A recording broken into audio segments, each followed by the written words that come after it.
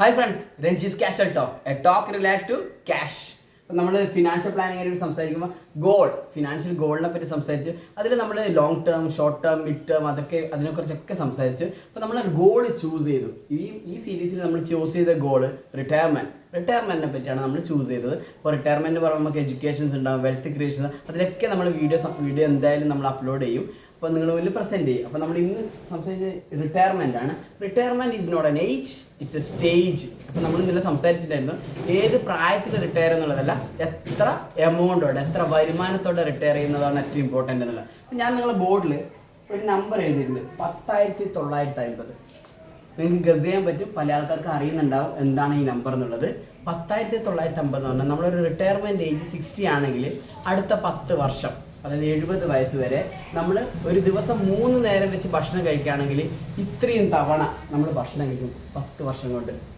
ഒരു ദിവസം 3 നേരം വെച്ചിട്ടാണെങ്കിൽ 10 വർഷം കൊണ്ട് നമ്മൾ കഴിക്കുന്ന നമ്പർ ഓഫ് ടൈമാണ് 10,950 പ്രാവശ്യം നമ്മൾ ഭക്ഷണം കഴിക്കും. അപ്പോൾ നിങ്ങളൊന്ന് ആലോചിക്കുക, ജസ്റ്റ് ഒരു 100 രൂപയാണ് നമ്മളൊരു ഭക്ഷണത്തിന് ഒരു നേരത്തിൽ നോട്ട് പോസിബിൾ. അത് ചിന്തിച്ച് നോക്കിയാൽ നമുക്ക് വേണ്ടി വരും എത്രയായിരിക്കും? 10,950 2 0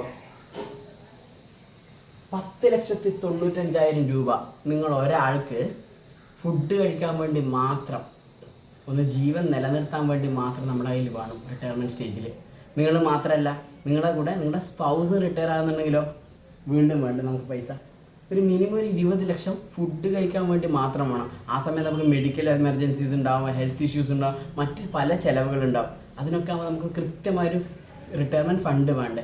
retirement fund is not easy. അത് വളരെ നമ്മൾ ജോക്കായിട്ട് എടുക്കേണ്ട കാര്യമല്ല, വളരെ കാഷ്വലായിട്ട് എടുക്കേണ്ട കാര്യമല്ല, വളരെ ഇമ്പോർട്ടൻ്റ് ആണ്. ഏറ്റവും ചെറിയ എമൗണ്ട് ആയിട്ടെങ്കിലും നിങ്ങൾ ചെറിയ പ്രായത്തിൽ തന്നെ മാറ്റി വെക്കുക എന്നുള്ളത് വളരെ ഇമ്പോർട്ടൻ്റ് ആണ്. Definitely we are just call away from you. Definitely we can support you. Thank you so much.